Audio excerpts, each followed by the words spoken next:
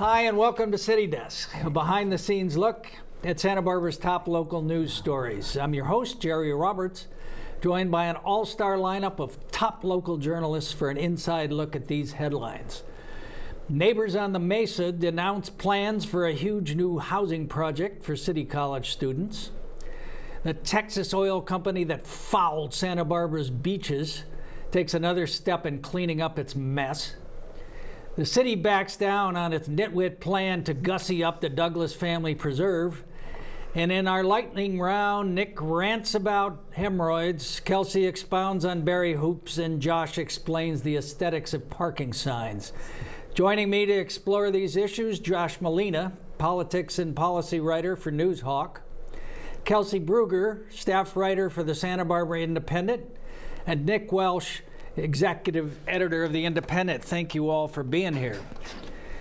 Nick, the last time we talked about the Blockbuster new student housing project planned near City College, a few days ago the neighbors got their first chance to weigh in, and I take it the room was not warm and fuzzy when Mr. St. George presented. When Mr. St. George and the dragon showed up, no, it was like, you heard about Daniel going into the lion's den? Well, this was a lion going into the Daniel den.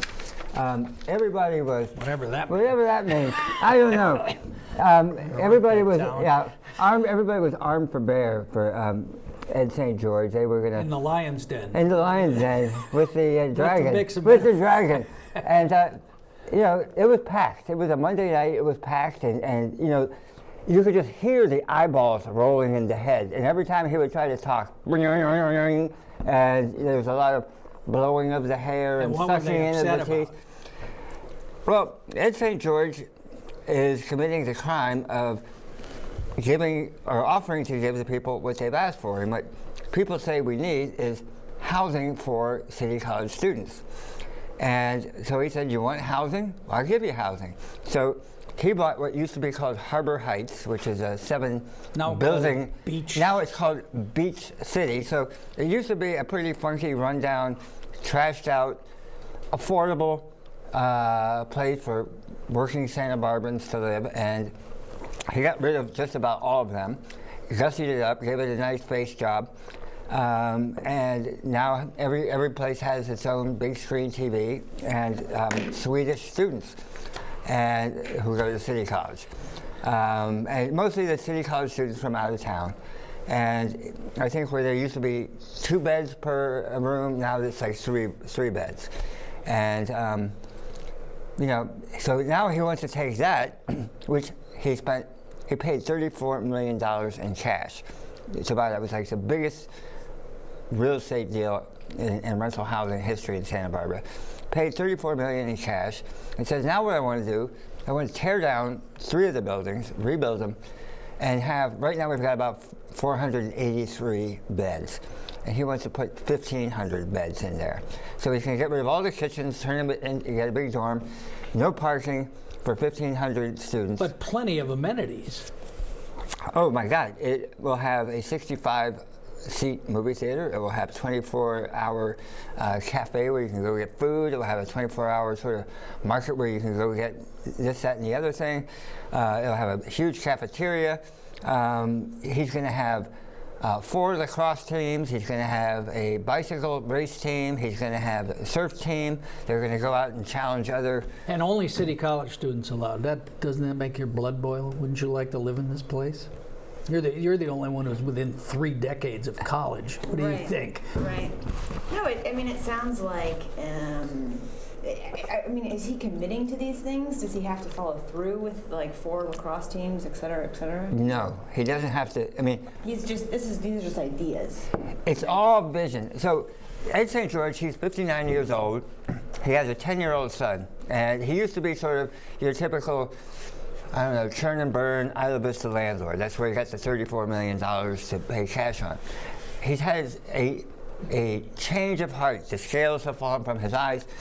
He wants to build community. He has a mission. But the people that live there, the neighbors, feel they already have a community. They already have a community. They like it very nice, and they really don't find noisy drunken City College students marching up Loma Alta and smashing their mailbox a lot of fun. Do you cover a lot of planning stuff? Does this sound to you like the neighbors have a legitimate beef, or is it just old guys saying, get off my lawn? Well, Santa Barbara neighbors complain about everything, so I mean, it's no surprise that with a big project like this, that there's going to be a big to-do about it. People complain about signs in neighborhoods, RVs in neighborhoods, lack of parking, so yeah. Now, did anyone bring up, didn't City College go out to bid for this, for Harbor Heights, and they were outbid by Ed St. George? Well, according to Ed St. George, they never actually went out to bid. He was very specific on this in an interview afterwards. He said, this is a myth. He said, City College, they said, whatever he does, we'll match it. And he said, that's not a bid. In the world of real estate, you can't just say, I'll match what the other guy did. You have to actually put down a number on a napkin and put it in an envelope. But yeah, I think they were in the neighborhood of $30 million. At least that's what they were committing to. So is the big issue parking, noise, drunkenness, all of the above? All of the above. Really, the big issue is City College. And a lot of this has absolutely nothing to do with the merits or lack thereof of this case. Has a whole lot to do with the backlash against City College, which, again, it's like, it's been so successful, it's now too successful. And the neighbors are tired. And we should note that City College, according to another scoop in the channels, has hired an image consultant, which is long overdue for Lori Gaskin, who is not quitting, she's retiring. Let us note. All right. This sounds like it has a long way to go. Oh, this is, I mean, at the meeting they were saying we've got, this is a 2-year process. I would say it's probably 5-6 years. I mean, they have to get a zoning change, they have to get a conditional use permit, they got to get a local coastal plan development approved, and it has to go to the Coastal Commission. All right. But Ed St. George is fearless. All right, wrap up. You're okay, never mind. You go ahead. All right, Kelsey. In a great exercise in alliteration with the letter P, Plains Pipeline is purging line 903 because FSMA doesn't like their smart pig inspections. Explain. Well, on Tuesday, so December 1st, was the first day of a 10 to 12 day purge. So what that means was that this oil in line 903, which is the line that goes from the Gaviota pump station where line 901, which is the ruptured pipeline in May, connects to and goes up to Sisquoc and then up to Kern County. So 100 plus miles of pipeline, and has had unprocessed crude oil sitting in it since it was shut down about 2 weeks after, 2 weeks or so after the May 19th spill. So if you imagine this crude, the way it was explained to me is sort of like salad dressing, and when you have salad dressing that's French oil and vinegar. Thousand Island? We'll get there. Oil and vinegar, right? Oil and vinegar. Oil and vinegar in the same bottle, right? And you have it sitting in the same bottle.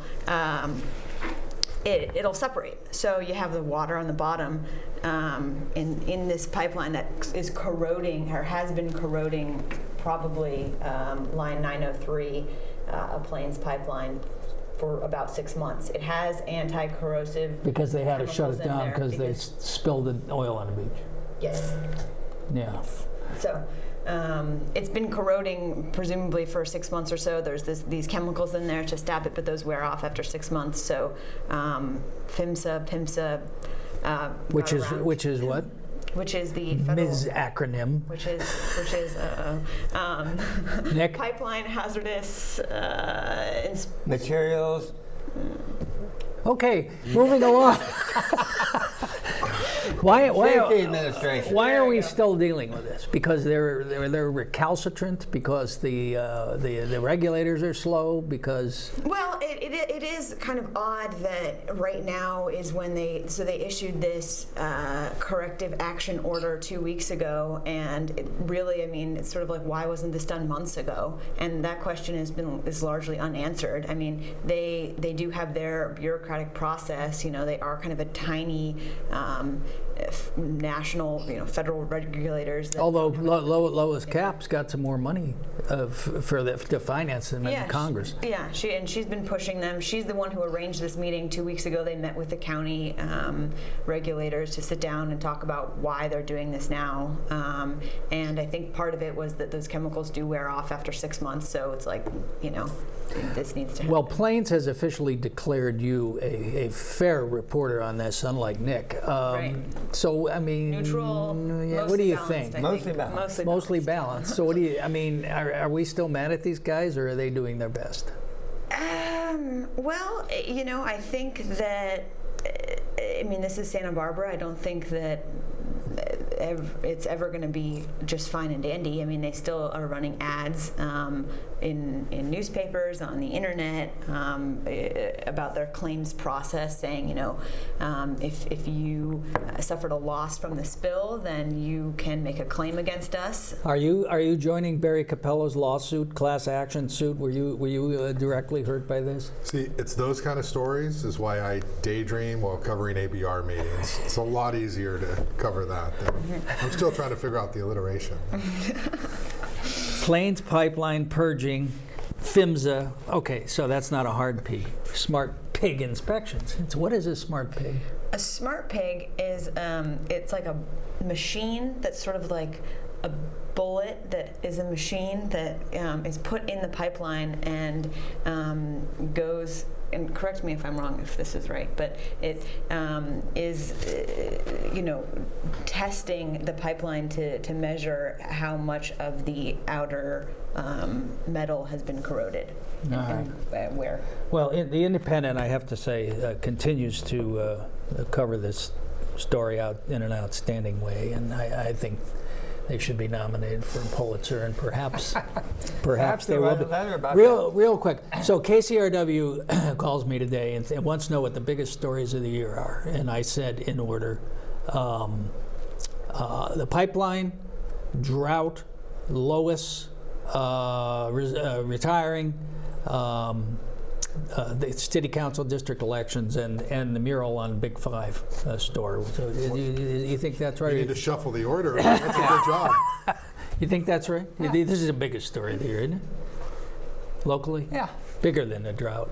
No, it isn't. You don't think it's bigger? The drought is, the thing, I hate to sound, because we worked our butt off on this story, but the drought affects everybody, and it's going to continue to affect everybody, whereas the pipeline, it was this highly localized event that got a huge amount national. of It became a national thing, and there were changes made in the law and in the financing. It had big impact. I think a lot of people in Santa Barbara went about their lives as if nothing happened, and they were just fine. That certainly wasn't true here in City Desk. Not in City Desk. We got all in a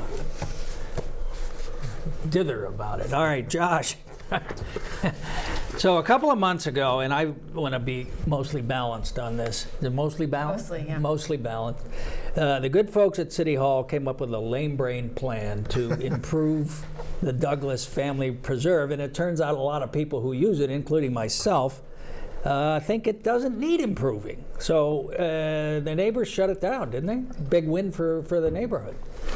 Yeah, sometimes these things are proposed and they sneak under the radar, and then it's too late for anybody to do anything. But in this case, I think it was probably some of the coverage of it that brought it to people's attention, and neighborhoods said, hey, City of Santa Barbara, we don't want Douglas Family Preserve to change. The Douglas Family Preserve is a big preserve up on the Mesa, and it could have been a hotel. It could have been the Bacara. It could have been a luxury hotel. It could have been luxury housing. It could have been mansions up there. The community back in the 90s came together. They raised money, like $2.3 million to save it. It's called the Douglas Family Preserve. Michael Douglas made a big donation. Streets of San Francisco, for those who are of a certain age. Go ahead. Isn't that his father? No. He was young. That was before the rest of us. Anyway, I digress. Okay. So he made a $600,000 donation called the Douglas Family Preserve. A lot of people call it the Wilcox property, which is what it was before. So what they wanted to do was go in there and put trails in there and essentially keep the dogs, constrain the dogs into the center of the park. If you've been up there, and you've all been up there, it's a dog park. Yeah. Right? It's where And people it's nice. People, you know, they know each other. Their dogs get along. There's bowls of water for the. I mean, it's fine. Why do we have to? Well, sometimes the dogs, according to some people, have different goals for the park than preservation, and people feel that dogs will help contribute to the erosion of the natural Is vegetation. that a real there. issue? Is that the erosion? of the, Dig up dust and dirt. Certainly, there is vegetation erosion, and there's erosion of the hillside there. It doesn't look the same. Dogs like to go up and down. They chase things, and they're on the edge. And they get in fights. They get in fights, yeah, and they'll. It's pretty I've loud. never seen any of these things. I mean, this is an old story. It's been going on for years. Yeah. Probably not nearly as old as you, but almost pretty old. I mean, are these legitimate beefs? Well, it's the Mesa, and you have residents on the Mesa are highly involved. They vote. They go to the polls, and when they speak, City Hall listens. Well, just like the St. George. Yeah, but I think at this point, I mean, the problem is, from the city's point of view, I mean, it is, the Wilcox is just sort of this hodgepodge mess. It's funky. And it's totally nice. funky, and they have a trail system, and there is erosion issues. There are issues there. And the city wants to manage everything, and the city is very uncomfortable just letting things happen. Yeah. And so I think one of the driving forces is ADA. And ADA? the Americans with Disability Act. So they have to have a place where people in wheelchairs can sort of access the park. So that drives the need that's for the new legitimate. trails. That's legitimate. Isn't that what's going on? Well, that's certainly an argument that's easier to get behind, but I don't think that that's what they propose is the only way to make it ADA compliant. I mean, they want to go in there and put aggregate materials, recycled tires, create a trail, and keep T-shirt stands, souvenir shops. and keep everybody in the middle, and then just sort of have everybody figure out how to get to the bluff side. That is an issue, but they were also talking about funneling everyone's entering it to one street, to Borton Lane. Yeah. And Which is a nightmare. that's a huge problem. I mean, You go to the Douglas Preserve, you walk up there. Sometimes. What do you think? It's fine the way it is, isn't it? It's nice. What I think nice. what's interesting though is It's a good way to describe it. that they had the foresight to say, we're going to pull back because they were rushing it to get grant money. That Exactly. Was the whole, That's my problem with it, and I criticize myself severely for if I suggested I think it's a bad idea. But they were just chasing a grant. It was like, we're going to get this money, we got to find something to do with it. but actually, almost from the beginning when they acquired it, there was this tension. Do we fix this place? Do we make it like a city property with nice trails, or do we just let these funky old ruts that have evolved over the centuries persist? And there was always this tension within the city, like we need to bring it into the fold of, municipal government.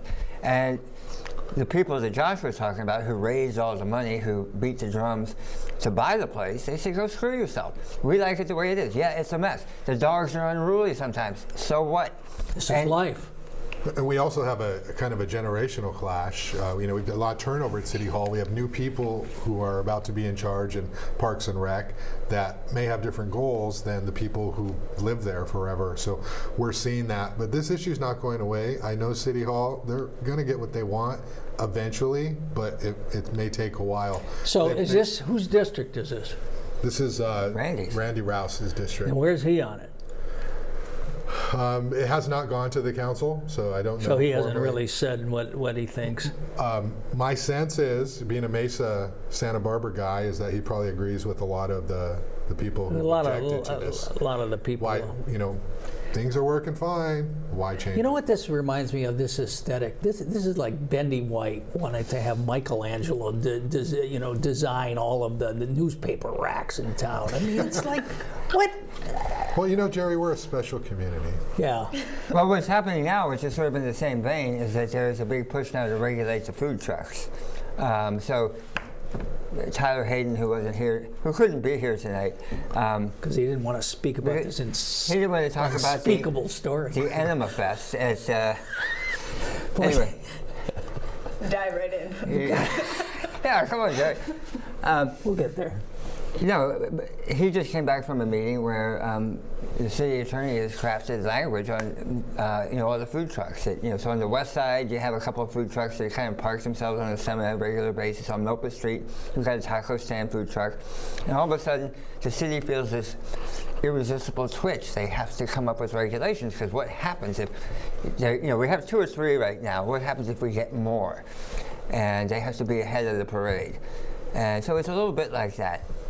Just park them next to the RVs. Why not? Right. I mean, it's just social engineering that bothers me. Jerry, you're starting to sound like a grumpy old Republican. I should move to the Mesa. Maybe I should. You can go. You can hang out with Ernie Solomon. Big. Yeah. Let me read it. No. It's so big week for the Mesa neighbors, though. Yeah. Both on the St. George thing and on this. But they're going to come back. It's on hold. The acting Parks and Rec director said, we're putting it on hold. It's not going to happen before the summer of 2016, but I'm sure they're figuring out what's the best Who public is the relation. acting parks director? Jill Zachary. Now, given this and other things, is she likely to become the permanent parks director, do you think? Likely. They seem to Yeah. like to promote the people second in command, as we've seen with Paul Casey, who became the city administrator. Because they don't have to pay them a lot of money and give them housing. Well, it's a special culture. And, it's really hard to understand it if you're coming from the outside. Very diplomatic. Very diplomatic, John. All right. A couple of other stories really quickly. Okay, so we have this unspeakable story. Now, how did Tyler Hayden draw the short straw on this one? Why didn't you have to do this story? Have to? Yeah. Get to? Oh, you wanted This is a great story. Oh, okay. I thought Tyler was his sensitivity. Okay, so what are we talking about? Actually, you want to know how it really happened? We had a hole in the news section, and what do we have? And Tyler goes, well, we have a couple of really interesting lawsuits. So on one hand, you had a guy who's suing Spearmint Rhino for $75,000, saying that he was overcharged for lap dancing. And then we had this one. Tough call. It's a tough one. Tough call. And then we had this one. This one is going national because it's going to be in California Playbook tomorrow. Politico's California. Oh, is that right? Oh, they cover. Yeah, Aaron. Okay, so here it is. The Airbnb nightmare to end all nightmares unfolded on the Central Coast when the owner of an Ojai mansion was duped into renting to a New York adult film star, that's a nice euphemism, who used the 1920s home to film hardcore gay porn and left it strewn with sexual devices and bodily fluids, according to a lawsuit filed this week. Now, everybody knows that every home in Ojai has a sex dungeon, including this place, according to the person. So how does this affect the ongoing fight about Airbnb? This isn't going to help them with the city? Well, I mean, if you're looking at their campaign, that is their political consultants run by Bill Clinton's, their image basically, helping that. I don't know that it will. Plouffe. Yes. Yes. It doesn't really fit in with the sort of the mom and pop. We're just if we can't have these borders here, we're going to lose our home and we're going to be out on the streets. But they're forming this global grassroots organization. Global and grassroots. Well, that's a good point. Anyway, sorry. Okay, I'm going to get to your 60-word lead here in a minute. Okay, but so the sex dungeon caucus of Airbnb is this could happen. Okay, we hate that story. Nick, you went off the deep end. We all realize you're still smarting from getting buried by Starshine in the voting for best columnist, but I think you may have overreached on this one, and we see it. And I know Kelsey agrees with me. It was a desperate plea for help. The history of hemorrhoids in Santa Barbara. What's that about? Well, anyway, all it goes back to the Governor Mitchell Serena, Manny Mitchell Serena, and in the battle. You covered him, didn't you? I did. You covered that battle. In the Battle of Cahuenga Pass, which apparently he lost because actually he retreated from the field before engaging because his hemorrhoids were so bad he could not charge into battle on horse. I thought it was because he couldn't get 100 signatures to qualify. No, that was that came later.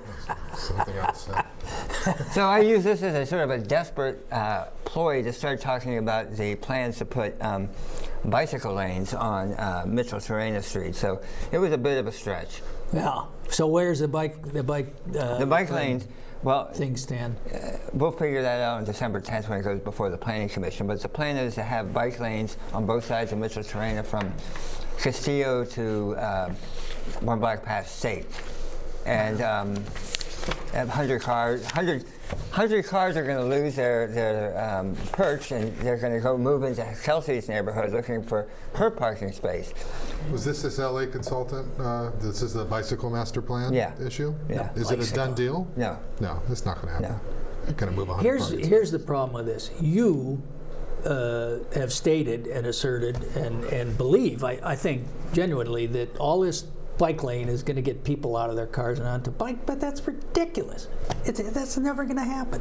I'm not getting out of my car. Well, we know you're not getting out of your car, Jay, but your car, you may have to because your car just cost you $1,600. Well, there's that. All right. Lastly, Santa Barbara's sign plan for parking. Pedestrians finds its way to approval. So we hire this expensive Pasadena consultant who says make them all green, and they decide to make them all blue. So do they give the money back? Well, it's this like Douglas Family Preserve. The business community said green. What are you talking about? Parking signs are not green. Universally, they're blue, and they went in and convinced the council to change them. So, staff-driven. Staff wanted green for green's pretty. For the tourists. It's for the tourists. It blends in the trees a little bit, but the business community said people need to find our parking spots. They need to be blue, and they're going to be blue. $2,400 a sign. Did you do the math? No, I'm just one of your commenters in Newshawk stated that. Well, that's credible. All right. Once again, you've wasted a half an hour listening to us babble here on City Desk. Thank you for watching, and thanks to our senior executive, high-ranking producer, Hap Freund, to Angelina Di Pasquale, and it's her last show, and we wish her well going forward. Chad Hellick, T. Lay, Oscar Gutierrez, our director, of course, Mark Melson, Matt Schuster, and check us out on Facebook, sbcitydesk.com. And if you got any topics you want us to cover, send us an email there, and we will we'll get right on it. Thanks again. Good night.